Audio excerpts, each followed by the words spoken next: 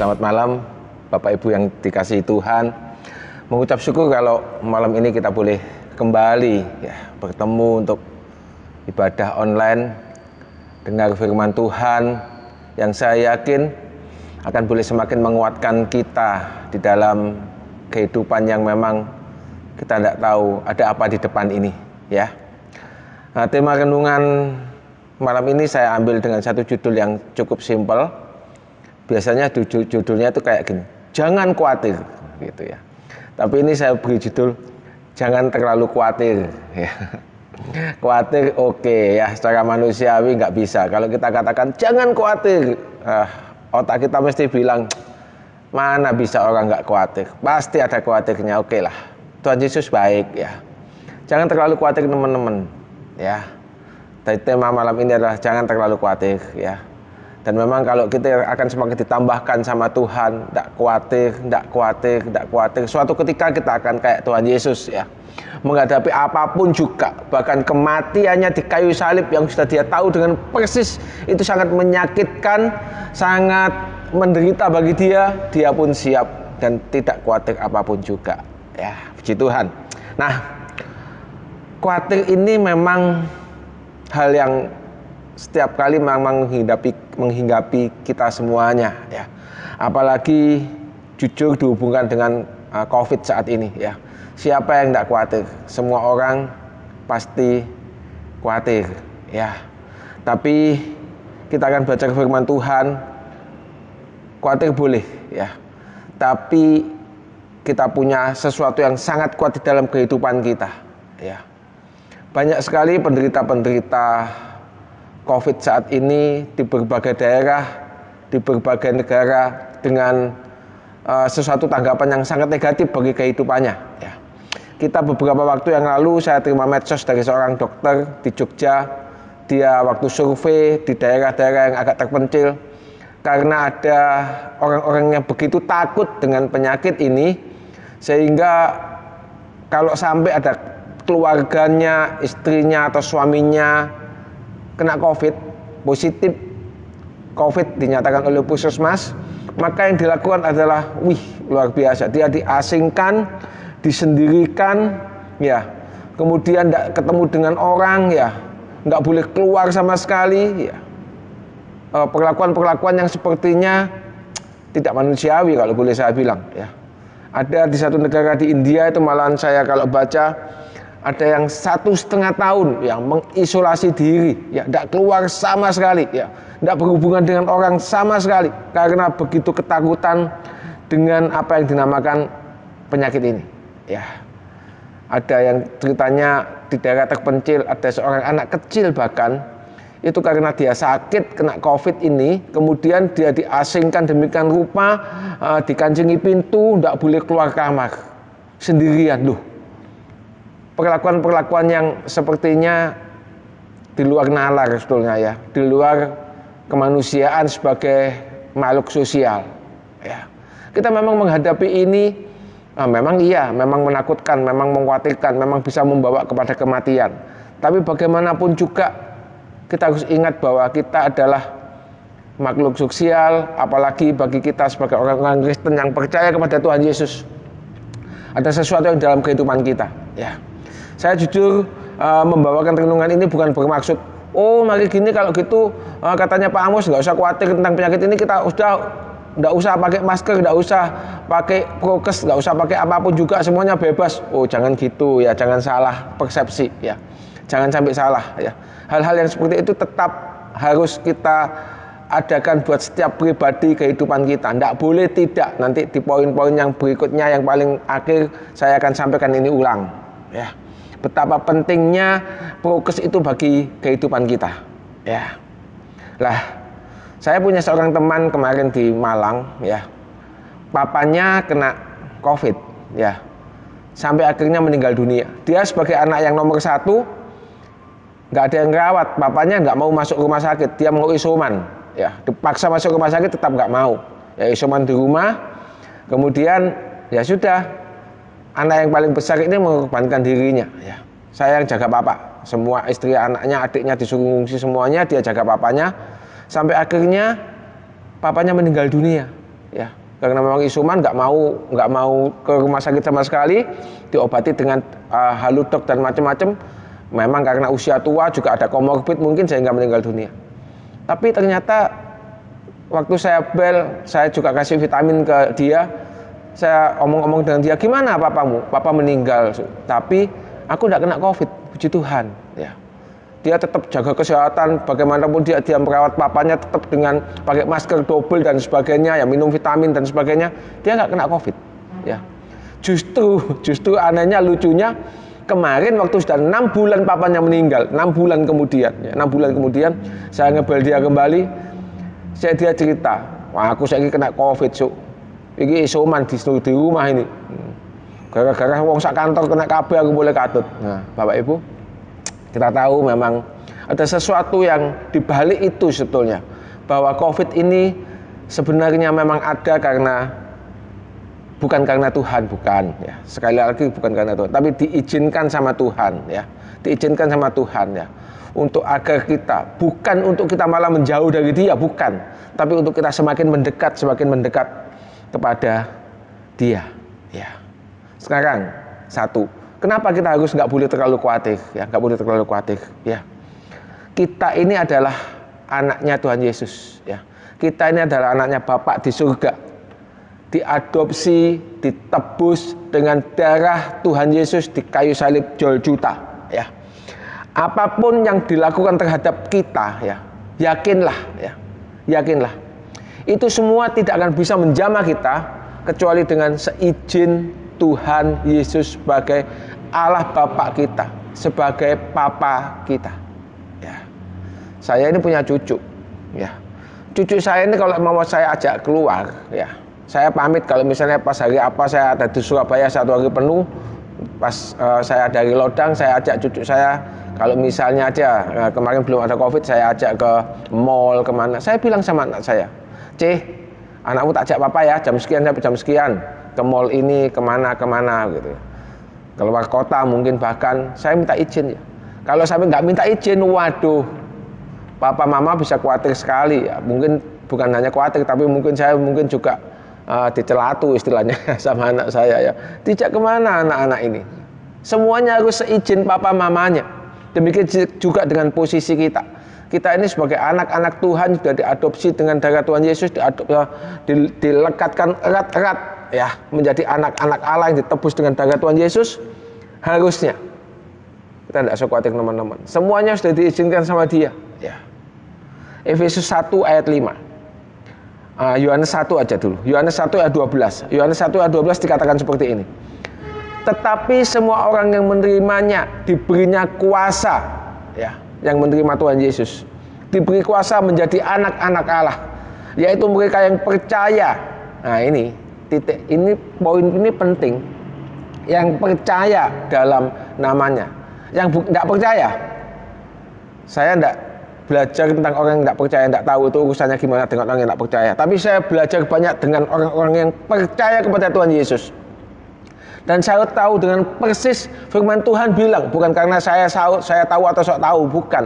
Tapi firman Tuhan bilang, tetapi semua orang yang menerima Tuhan Yesus, diberi Tuhan Yesus kuasa supaya menjadi anak-anak Allah, yaitu mereka yang percaya dalam namanya. Ya. Efesus 1 ayat 5. Efesus 1 ayat 5. Dalam kasih, Ia menentukan kita dari semula oleh Yesus Kristus untuk menjadi anak-anaknya sesuai dengan kerelaan kehendaknya. Ya, sak mau-maunya Tuhan. Kalau kita mau jadikan anaknya Dia, mau apa? Ya, karena kita sudah percaya sama Dia, Dia sudah tentukan kita sebagai anak-anak Allah. Siapa yang mau melawan kita? Gitu ya. Siapa yang mau menentang kita? Siapa yang mau, kalau misalnya mau cawe-cawe dengan kehidupan kita, mau mengulak-ulik kehidupan kita, mengganggu kehidupan kita? Tidak seizin dengan Papa kita yang kita kasihi. Tidak seizin dengan Papa kita yang punya kuasa yang begitu luar biasa. Perlu khawatir. Ayat 14 bahkan luar biasa lagi. Ayat 14. Efesus 1 ayat 14. Dan Roh Kudus itu adalah jaminan bagian kita sampai kita memperoleh seluruhnya, yaitu penebusan yang menjadikan kita milik Allah untuk memuji kemuliaannya. Waduh, luar biasa kita ini ya. Bukan hanya dikasih kuasa, itu iya, tapi juga dikasih Roh Kudus yang adalah jaminan bagian kehidupan kita, ya. Sampai kita memperoleh seluruhnya. Seluruhnya apa? Berarti kita sampai ketemu dengan Tuhan Yesus dalam kerajaan juga. Tidak khawatir apapun juga. Ya. Puji nama Tuhan. Tuhan Yesus luar biasa mengasihi kita, ya.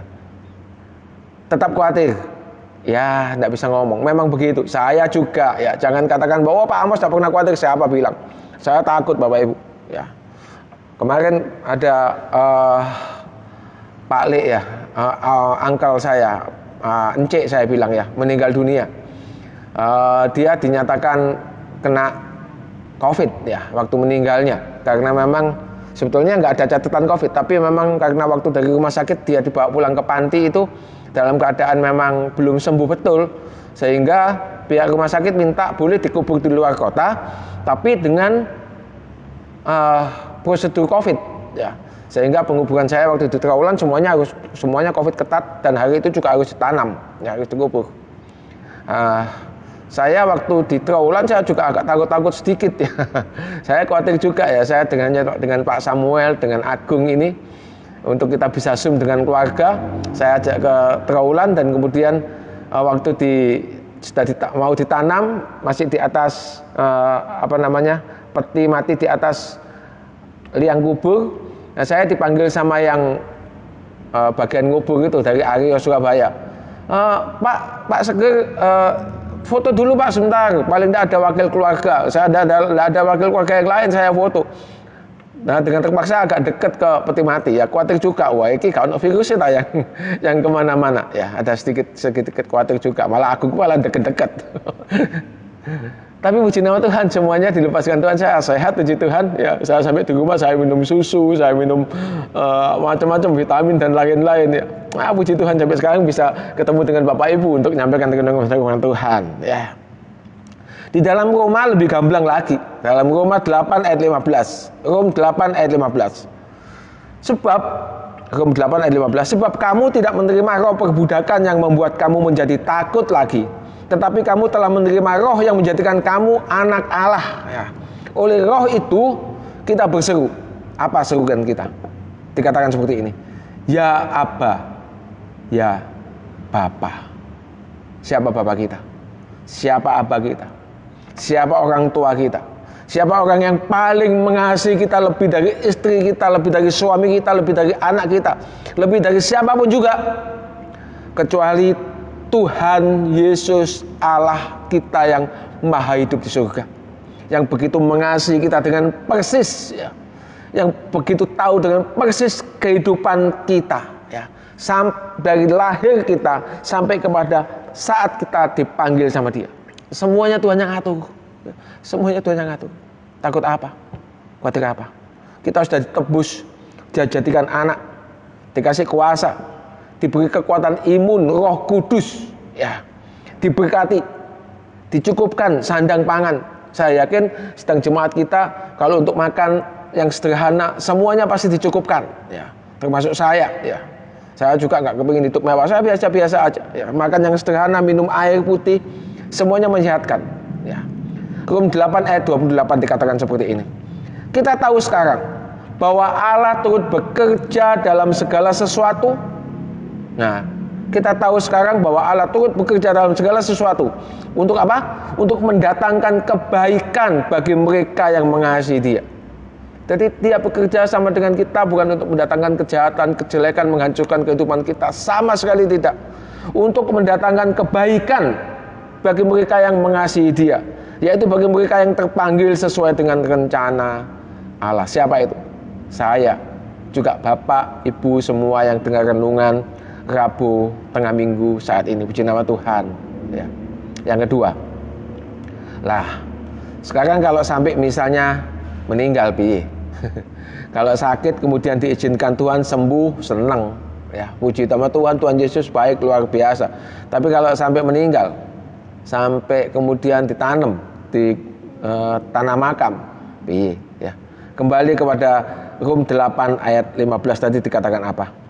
Sebab kamu tidak menerima roh perbudakan yang membuat kamu menjadi takut lagi, tetapi kamu yang telah menerima Roh yang menjadikan kamu anak Allah. Oleh Roh itu kita berseru, ya Aba, ya Bapa. Ya mau apa? Ya. Kalau memang sudah saatnya meninggal, mau apa? Ya. Ya tidak ngentengke, tapi memang ya seperti itulah hidup manusia. Ya. Siapa yang tidak bisa meninggal? Dia mau kayanya sekaya apa? Dia mau sehat sesehat-sehatnya apa? Ya. Dia mau ganteng segantengnya apa? Secantiknya apa? Segagahnya apa, sekuatnya apa. Satu ketika pasti dipanggil Tuhan. Kita tidak tahu usia kita berapa. Ya. Ada yang 50 tahun, ada yang 14 tahun, ada yang 20 tahun, ada yang 70 tahun, ada yang 80 tahun. Ya. Ada yang 90 tahun. Ya satu ketika pasti akan meninggal. Itu memang sampai saat ini tidak terpecahkan oleh manusia. Tapi yang terpecahkan adalah jelas-jelas dalam Alkitab dikatakan, kalau kita sampai kemudian dipanggil Tuhan karena apapun juga, tidak tahu karena usia tua, tidak tahu karena kena penyakit COVID, tidak tahu karena kecelakaan, tidak tahu karena tenggelam kapal, karena jatuh dari kapal terbang, aduh neko-neko, ya. Tapi kita yakin dan percaya kehidupan kita sudah kita panggil yang namanya Bapa Allah kita yang kita kenal, Tuhan Yesus Kristus, yang menjadi pembela kita. Dia akan membela kita dan dia katakan, itu anakku. Bapak ibu anak-anaknya dia. Itu sepertinya dikatakan untuk saya, Amos, engkau anakku. Tak panggil engkau saat ini, ketemu dengan Tuhan Yesus, mau bilang apa? Puji nama Tuhan, ya, puji nama Tuhan. Mazmur 139 ayat 16 dikatakan seperti ini. Mazmur 139 ayat 16. Matamu, mata Tuhan, melihat selagi aku bakal anak. Belum jadi anak, masih bakal anak. Belum jadi anak loh kita, masih bakal anak. Dan dalam kitabmu, semuanya tertulis hari-hari yang akan dibentuk sebelum ada satupun daripadanya. Sangat jelas, sangat luar biasa, ya. Masih bakal anak, Tuhan Yesus sudah ngawasi kita. Tuhan Yesus sudah tahu siapa kita. Hari-hari kita yang kita lewati, semuanya Tuhan Yesus tahu dengan persis apa yang kita lakukan, apa yang kita perbuat. Dan saat ini pun kalau kita sedang di depan layar smartphone masing-masing, ya, kita tahu bahwa yang kita lakukan adalah untuk menyenangkan, memuliakan hatinya nama Tuhan. Dia akan bersuka cita bersama malaikat di surga bersama dengan kita. Puji nama Tuhan. Semuanya itu ada di tangan dia. Ya. Kalau Tuhan jamah untuk pulih, untuk sehat, puji Tuhan. Kalaupun kita bisa melihat anak cucu kita, ya, puji nama Tuhan. Apalagi bahkan beberapa ada yang menikmati sampai cicitnya, ya, anaknya cucu. Aduh, puji nama Tuhan, ya. Saya punya mami mertua sampai saat ini sehat sekali. Cucu cicitnya juga sudah mulai banyak, ya. Dihitung sama dia kalau nggak salah cicitnya aja 6. Dia bangga sekali dengan cicitnya. Cicitnya 6. Dia bilang, kapan ini dipanggil Tuhan? Kok mami ini nggak dipanggil sama Tuhan? Ya, puji nama Tuhan. Siapapun juga pasti dengan seizin dia. Ya, kita tahu kehidupan Ayub, ya, dicoba iblis kayak begitu rupa, ya. Minta izin tak sama Tuhan? Semuanya minta izin. Ya. Iblis tak berani ganggu seujung rambut pun kalau nggak seizin dengan Tuhan Allah Bapa di surga. Ya. Kita tahu namanya Paulus Silas, ya, waktu di penjara. Ya.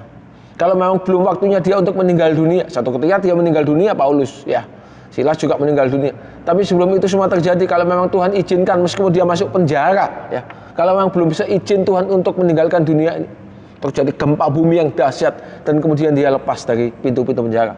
Bahkan kepala penjara itu bertobat karena khotbah Paulus tentang keselamatan. Luar biasa. Ya. Kita tahu Petrus yang di penjara, ya. Waktu Petrus di penjara, semua belenggunya lepas. Ya. Petrus mati tidak, suatu ketika mati. Ya. Tapi kalau belum saatnya mati, Petrus dibelenggu rapat. Ya. Bayangkan aja belenggu di bangsa Romawi, ya, di penjajahan Romawi di Yerusalem, di daerah-daerah sana di Kanaan. Begitu rapat sekali itu, gemboknya dilengketkan ke tembok semuanya. Ya. Nggak bisa apa-apa. Mungkin hanya jarak dari tangan ke gemboknya itu cuma setengah meter, nggak bisa buat apa-apa. Ya. Semuanya serba terikat. Tapi kalau memang Tuhan yang mengizinkan, belum terjadi apa-apa dengan kehidupannya, semuanya lepas, ya. Dan kemudian dia bisa lepas, dia berjalan keluar tembus tembok. Wih, luar biasa, ajaib. Poin yang ketiga, nah ini saya boleh bilang seperti yang awal tadi saya bilang, bahwa kita memang tidak akan khawatir apapun juga. Dengan pertumbuhan iman kita semakin percaya kepada Tuhan Yesus, maka kita yakin dan percaya Tuhan Yesus akan melindungi kita, semua tidak akan bisa menjamah kita tanpa seizin Dia. Yakin dan percaya ya. Tapi pun begitu ya. Kalaupun kita sudah tahu dengan persis perlindungan Tuhan yang luar biasa, ya. Apakah kita harus hidup dengan seenaknya? Ini yang jadi masalah ya. Apakah kita harus hidup dengan sudah kalau gitu Pak Amos sudah khotbah kayak gitu, sudah renungan kayak gitu, sudah kita hidup seenaknya aja. Mau lakukan apa, lakukan aja. Toh Tuhan kalaupun kita kumpul dengan orang COVID, kita tidak akan kena COVID kalau Tuhan tidak mengizinkan. Tidak seperti itu Bapak Ibu. Ya, dengan jelas sekali lagi saya katakan tidak seperti itu. Ya, kita harus sangat berhati-hati. Kita harus tetap pakai prokes kesehatan yang ketat. Kita harus kemana-mana harus meningkatkan imun kita. Saya tiap hari minum empon-empon, minum vitamin, minum susu. Ya saat ini diajari Pak Widya minum susu. Kemudian minum apa namanya? Jus sayur ya. Macam-macam saya minum ya. Begitu kalaupun saya keluar jaga toko, keluar kemana-mana saya pakai maskernya saya double ya. Saya juga vaksin ya, 2 kali sudah vaksin. Semua prokes kesehatan saya pakai dengan sangat ketat ya, sangat ketat. Dan memang ini harus kita lakukan ya. Coba lihat dalam Amsal 27 ayat 12. Amsal 27 ayat 12. Kalau orang bijak melihat malapetaka, bersembunyilah ia. Tetapi orang yang tak berpengalaman berjalan terus, lalu kena celaka. Ya, firman Tuhan sekali lagi. Kalau orang bijak melihat malapetaka, bersembunyilah ia. Tetapi orang yang tak berpengalaman berjalan terus, lalu kena celaka. Ya. Apapun juga sebetulnya. Ya. Kalaupun orang Kristen itu pegangannya Mazmur 91 misalnya. Mazmur 91 itu apa sih? Mazmur 91 itu ini loh. Orang yang duduk dalam lindungan yang maha kuasa dan bermalam dalam naungan yang maha kuasa akan berkata kepada Tuhan, tempat perlindunganku dan kubu pertahananku, Allahku yang kupercayai. Sungguh dialah yang akan melepaskan engkau dari jerat penangkap burung dan penyakit sampar yang busuk. Dengan kepaknya ia akan menudungi engkau, di bawah sayapnya engkau akan berlindung, kesetiaannya ia perisai dan pagar tembok. Iya, amin. Ayat firman Tuhan mana yang tidak kita aminkan? Semuanya amin firman Tuhan. Ya dan amin, kita yakini dan amin. Nah, tapi tetap ada syaratnya ya. Syaratnya itu apa? Jangan dipotol dari ayat yang ketiga ya. Jangan dipotol dari ayat yang sepertinya sungguh dialah yang akan melepaskan engkau dari jerat penangkap burung dan sebagainya. Jangan dipotol dari situ. Tapi lihat ayat yang pertama. Mazmur 91 itu ngomong seperti ini. Orang yang duduk dalam lindungan yang maha tinggi. Apa artinya duduk dalam lindungan yang maha tinggi? Orang yang taat Bapak Ibu. Orang yang betul-betul sungguh-sungguh di dalam Dia.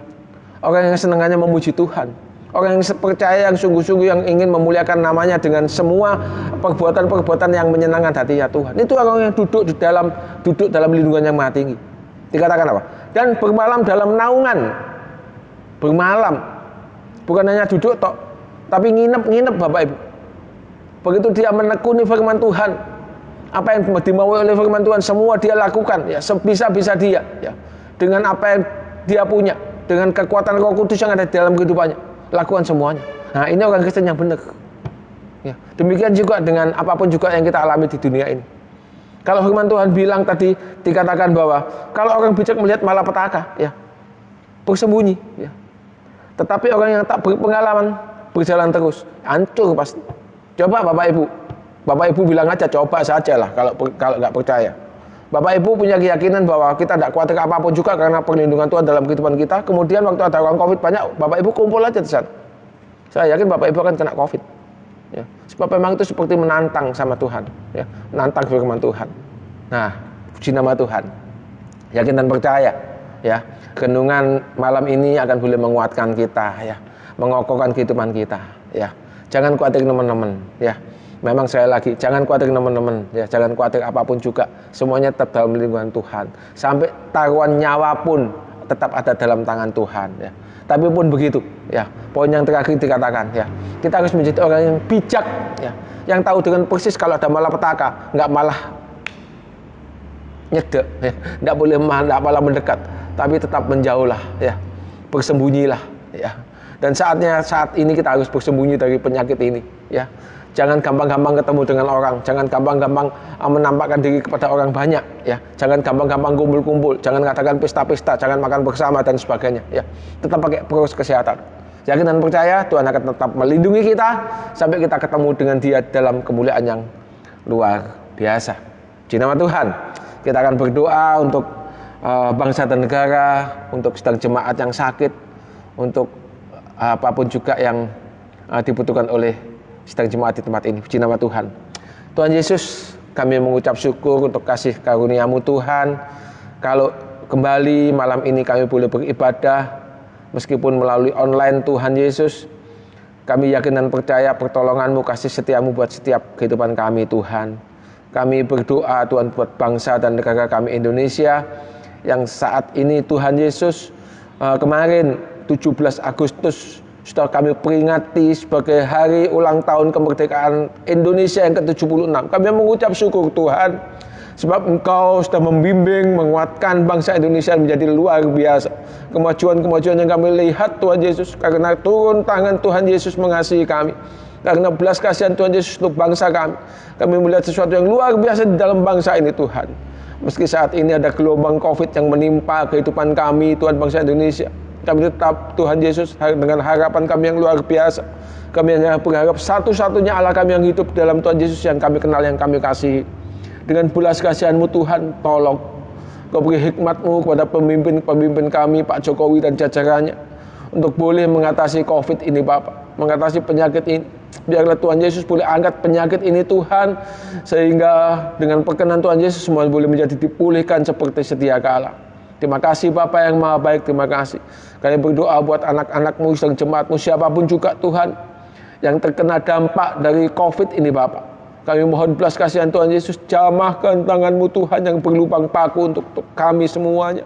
Untuk mereka semuanya yang sedang dalam keadaan sakit, kesusahan, masalah apapun juga Tuhan, dalam rumah tangganya, dalam keuangannya, Tuhan tolong Tuhan Yesus. Belas kasihan Tuhan Yesus berlaku untuk kami semuanya. Terima kasih Bapa yang Maha Baik, terima kasih.